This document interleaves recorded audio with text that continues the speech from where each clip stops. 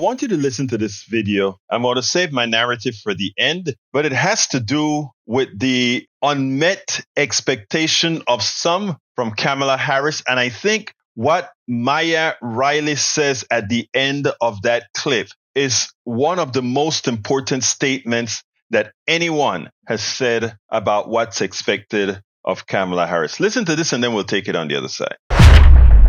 So you got Taylor Swift. That's a big deal, right? For a certain slice of the electorate, young females. She needs to go after young men in a way that it's just not resonating. Okay, right. I agree with you. It's amazing the success Donald Trump has had with young white male, right? From the, we watched that Vaughn interview a few weeks ago. Young black males too, by the way. Saying, oh my goodness, what a buffoon Donald Trump made of him. No, he did. That was a successful, and when you said successful, it's incredibly successful how he's peeling them off. And part of it is they don't, that group of people don't feel like Democrats are speaking to them. Yes, that is a problem. But again, how is Donald Trump speaking to them? I mean, he's selling racism. He's peddling scapegoating. He's peddling xenophobia. He's not offering anything. If this Republican Party had policies that would help non-millionaires, they'd never shut up about them. And they don't. They don't have any policy. But it clearly is saying something to them that are listening to. And I don't think it's just those obviously very negative things. Oh, I'm Lord of the Dude Bros. Everyone's trying to be Joe Rogan now.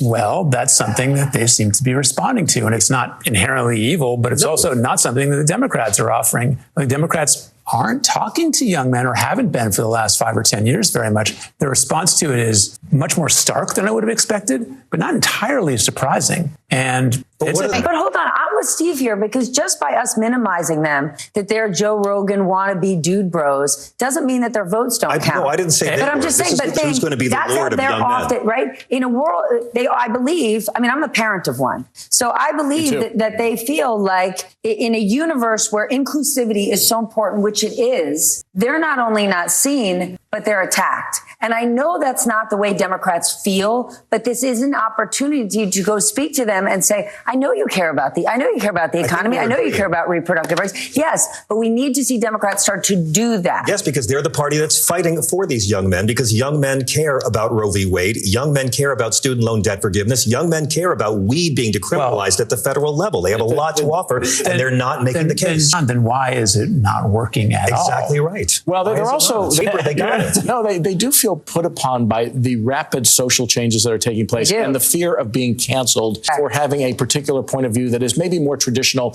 than we would expect from 20-year-old white boys, right? There's almost I wouldn't call it a 1950s style feel to what they're going through, but they're challenged by some of the changes that are taking place on campus in their social circles. And they do feel to a certain extent as if they're targeted. I talked to a group of kids from Rutgers this week. We're going to air it next week. And they said that students don't feel like they can express views if they even border on conservative views, because in a young, super progressive world, they're going to get, immediately people are going to say, you're a macho pig, you're xenophobic, you're the worst, blah, blah, blah. Toxic, and so you're toxic. And again, I'm not saying these boys are the greatest, but I am saying that she wants every vote that counts. And there's a way to think about every demographic out there and say, how do we bring them in? So here's the problem. I agree. A true democracy means we're having the debates we need to have. We're understanding the experiences of all our people, and anyone vying for anybody's vote is able to figure out how to talk to all of those demographics. And that includes young men who are white. And black. And everything. I mean, my point is here that I think we have to acknowledge that there's something going on in this culture that is deeply unhealthy and dangerous. And unless it's very difficult to put it all simply on a politician running for office of what some of this undercurrent is. I mean, the reality of rape culture is quite real. Now, when I say rape culture, I don't mean everybody out here who's a young man on a college campus is raping someone, but the reality of sexual violence and other forms of violence are quite real. The reality of what's happening with the attacks on having programs that say we have to find a way to understand the experiences of others, to read each other's histories and know them is quite real. And the only reason I'm having trouble with this conversation is not the premise that we should not vilify or the premise that we shouldn't be having a conversation that pulls young white men into the conversation. It's that it is also fundamentally a problem in our democracy that we are this deeply divided, and that the solace that some seek is in the permission. Yes. To be something other than accepting of the hard conversations on all sides. But in particular, what does it mean to say that Kamala Harris, who has, in my calculation, worked so hard to be a unifying candidate, is still constantly blamed for falling short on something that society itself is not fixing? True. Now, before I address what she said directly, I was born in Cocosolo Hospital in Colón, Panama.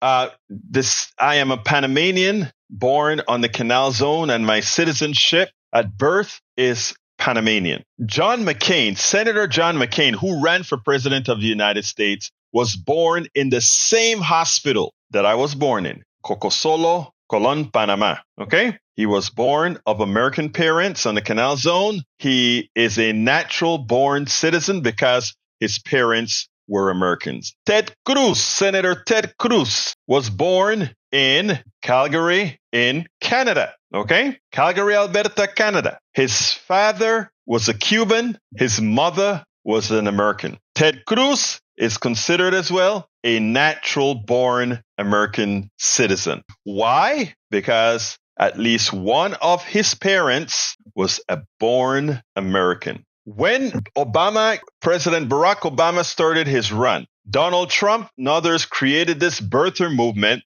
to question his birth certificate and his place of birth, which was, according to the birth certificate, Hawaii. He was born to an American woman out of Kansas and a Kenyan father. So here's the deal. The media allowed that story to go on. The media allowed that story to have plausibility, as if questioning the birth certificate or the place of birth, even though many of the people were so whatever that they didn't realize that Hawaii was actually a state of the United States. But still, they try to make an issue as, was this birth certificate real? Was this birth certificate whatever?